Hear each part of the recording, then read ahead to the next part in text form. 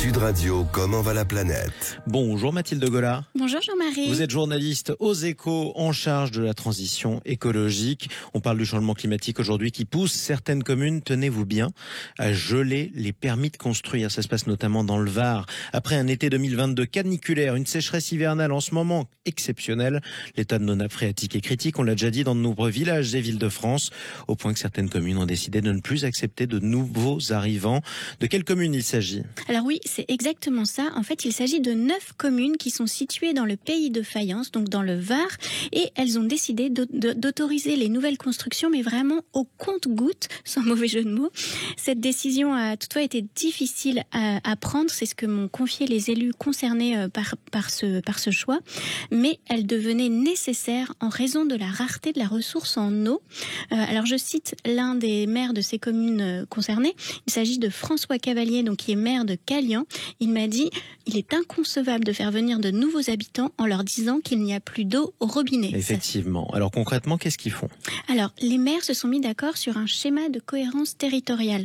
Donc les élus de cette communauté de communes qui compte environ 31 000 habitants ont décidé de limiter la croissance démographique sur les 5 prochaines années à 0,5%.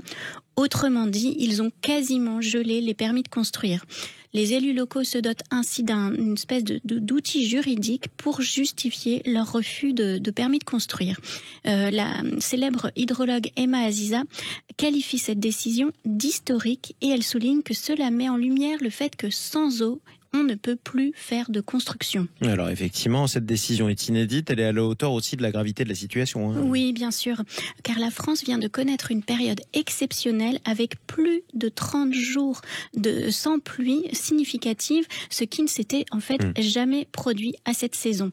Ce qui fait dire aux experts que nous vivons une canicule d'hiver, mais à l'inverse de ce qu'il se produit en été où les conséquences sont visibles, là les gens ne le voient pas et ne comprennent pas le danger. Pourtant, cela a un impact majeur sur l'ensemble du cycle de l'eau. Alors justement, on va en parler. Quels sont les effets de cette canicule d'hiver ? Oui, alors le cycle de l'eau est bouleversé, car c'est en hiver que les 6500 nappes phréatiques de France sont censées se recharger. À cette saison, les sols laissent l'eau s'infiltrer jusqu'aux nappes. Ensuite, à partir du printemps, les pluies sont absorbées par les plantes et les nappes ne se rechargent plus. Les scientifiques redoutent donc une bombe à retardement si les nappes phréatiques ne se rechargent pas d'ici le mois d'avril. Les 5 prochaines semaines seront donc décisives. Sans pluie, on n'aura pas de réserve d'eau douce suffisante pour cet été. Et même si on n'a pas nécessairement de température élevée ou de canicule pendant l'été, on pourrait connaître des situations de stress hydrique intense aux conséquences désastreuses. On est d'ailleurs bien parti pour les connaître, d'autant plus que ce manque de pluie intervient après une succession de phénomènes météo qu'on peut qualifier d'extrêmes à l'échelle de la France en tout cas. Oui, exactement. Et c'est là tout le problème finalement. On se souvient bien sûr de la canicule de cet été, mais aussi on vient de vivre 7 années successives de manque d'eau qui ont donc mis les écosystèmes à rude épreuve. En fait, cette conjonction d'événements ne doit bien évidemment rien au hasard. Ils sont tous liés au réchauffement climatique. Si l'on en doutait encore, une récente étude du CNRS vient d'établir des liens de cause à effet entre ces différents événements et de tous les relier au réchauffement climatique. En conséquence, la sécheresse que nous connaissons change de forme et des villes sont donc confrontées à des ruptures en alimentation d'eau dès l'hiver. Le Var est donc aux avant-postes de ces changements et le département a même été classé en alerte sécheresse en hiver, ce qui ne s'était jamais vu auparavant. Ce qui est assez dingue. Alors, est-ce que le gouvernement réagit face à cette situation ? Alors oui, le ministre de l'écologie a convoqué en urgence les préfets pour prendre dès maintenant, donc dès le mois de mars, des mesures de préservation de la ressource. Le but est, je cite, d'éviter de se retrouver dans des situations catastrophiques d'arbitrage entre différents usages cet été. Les fameux conflits d'eau qu'on a pu voir tout au long de l'été 2022. L'État annonce donc des mesures soft, c'est leur vocabulaire, pour éviter des coupures qui seraient inévitables sinon cet été. Mais à ce stade, ils n'ont pris aucune décision de fond à long terme concernant les constructions.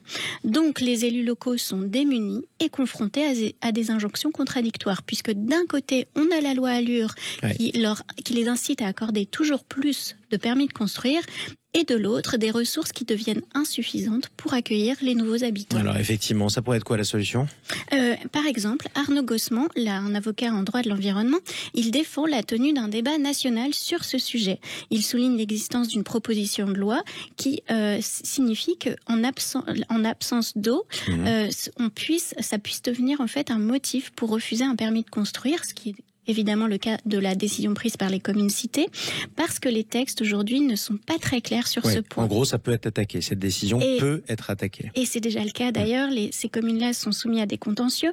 Un des maires m'a d'ailleurs dit qu'il avait déjà pris ce type de décision et qu'il y a déjà des procès. Enfin, c'est déjà contesté par les différents promoteurs et les constructeurs qui ne comprennent pas les décisions prises. Pourtant, les signes ne manquent pas. Dans ces communes, le niveau des nappes phréatiques est digne d'une fin d'été, ce qui laisse présager des coupures pour cet été, qui seront d'ailleurs inévitables.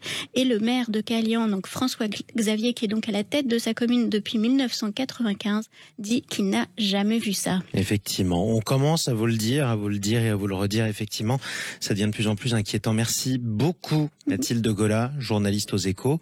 On vous retrouve un prochain dimanche ? Oui, avec plaisir. Merci à vous.